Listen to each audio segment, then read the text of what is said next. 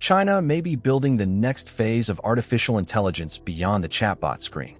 Instead of focusing only on systems that answer questions, it is connecting AI to factories, ports, power networks, and entire cities. This shift could redefine where AI creates real value. In this video, we will uncover how these systems work, why China is scaling them so quickly, and what this different direction could mean for everyone. For years, the global AI conversation has centered on chatbots, coding assistants, and generators. These systems are powerful, but they mainly respond after a person gives them a prompt. China is placing emphasis on another category: AI that observes physical systems, detects change, and supports decisions while events are still unfolding. That difference is the central argument in Jan Crick's Asia Times article. He compares conventional generative AI to a map because it represents information, while infrastructure AI acts more like a compass because it helps maintain direction inside a changing environment. The metaphor is not a technical definition, but it captures a real shift in engineering priorities. Official Chinese planning documents show that this direction began before the recent chatbot boom. China's 14th five-year plan called for intelligent transportation, logistics, energy, healthcare, city data platforms, and digital twin cities. It also emphasized dynamic monitoring, prediction, and early warning capabilities using updated data. In other words, the goal was not only to create smarter software, but to connect intelligence with systems that operate continuously. Official figures suggest this integration is accelerating. In May 2026, China's National Data Administration said the country was progressing from conversational AI toward decision-making intelligent agents. It also reported that daily AI token calls had exceeded 140 trillion in March 2026. China is competing in foundation models through companies such as DeepSeek, Alibaba, Baidu, and others. The distinction is that these models are increasingly being linked with manufacturing equipment, transport networks, public services, and industrial data. This makes the story larger than a comparison between Chinese and American chatbots. The more important question is whether AI will remain something people consult on a screen or become a hidden coordination layer beneath everyday life. The technology that makes this approach possible is the digital twin. Unlike a static simulation, a digital twin receives information from cameras, robots, sensors, inspection systems, and operational databases. The process works in 4 stages. First, sensors capture what is happening in the physical environment. Second, data sources are combined inside a shared platform. Third, the digital twin updates the virtual system. Finally, AI compares expected behavior with actual conditions, detects unusual patterns, predicts outcomes, and helps operators choose the next action. An example appeared at the MEXDRO Super Factory in Hefei.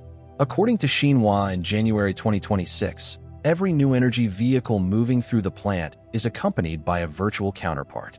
Robots, cameras, and sensors send 300,000 data entries every second into the factory's digital twin system.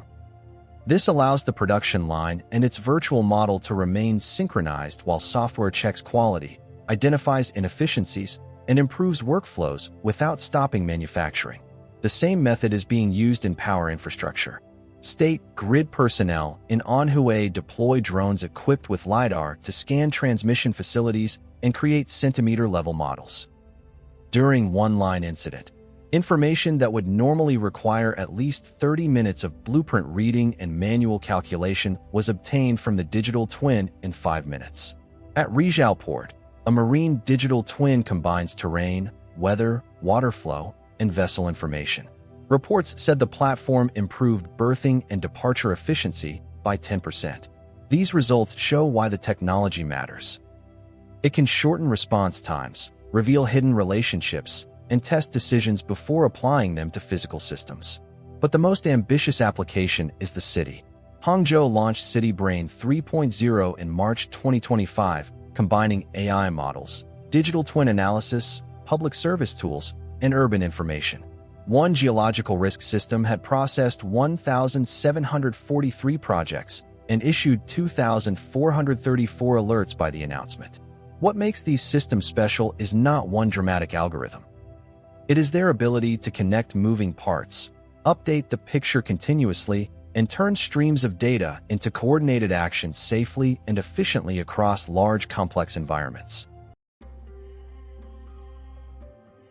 The original article gives this technological shift a cultural interpretation by connecting it with the I Ching. Its hexagrams use broken and unbroken lines, but their meaning also involves transformation from one pattern into another. The author argues that this reflects an interest in direction, relationships, and what something is becoming, rather than only what it is at one moment. It revisits Gottfried Wilhelm Leibniz, who saw similarities between the hexagrams and binary arithmetic. He focused on the arrangement of two states. Crick's argument is that Leibniz recognized the pattern but missed the larger emphasis on movement and change. This framing is fascinating, but it does not prove that ancient philosophy shaped modern Chinese AI. There is no established evidence that engineers designed these systems by following the I Ching. Today's systems come from mathematics, machine learning, control theory, robotics, communications, and industrial engineering. China's practical advantages offer a stronger explanation. The country has a vast manufacturing base, extensive infrastructure, large markets, policy support, and extensive operational data. Its Ministry of Industry and Information Technology has promoted the AI Plus Manufacturing initiative, including guidance for industries and production processes. By April 2026, official reporting said AI adoption among major Chinese manufacturing enterprises had exceeded 30%. That figure helps explain why China can scale infrastructure AI quickly. A model connected to thousands of machines, vehicles, and industrial systems can learn from conditions that a standalone chatbot never encounters. However, scale also increases responsibility. Poor sensor data, cybersecurity failures, hidden bias, or an incorrect prediction could affect services and people. Human oversight, clear rules, testing, and limits on automated decisions therefore remain essential. China is not alone on this path. American and European researchers are advancing world models, autonomous agents, robotics, self-driving systems, and embodied AI. The difference is primarily emphasis, not destination. The future will combine both approaches. Foundation models provide language, reasoning, and planning. Connected infrastructure supplies continuous real-world information. The most important AI systems may be those that understand a changing situation, predict what comes next, and support useful decisions without losing human control. China is not building one mysterious new AI system. It is advancing a broader model in which AI becomes part of factories, ports, energy networks, and cities. Digital twins provide the changing map, sensors reveal what is happening, and intelligent agents help choose the next direction. The philosophical comparison with the I Ching is intriguing, but the practical forces are industrial capacity, policy, data, and infrastructure. The future will require both maps and compasses, AI that understands the world and AI that adapts as the world changes. If you enjoyed this video, don't forget to like, share, and subscribe for more updates on space exploration and scientific discoveries, and don't forget to leave a comment below. Thank you for watching, and see you next time.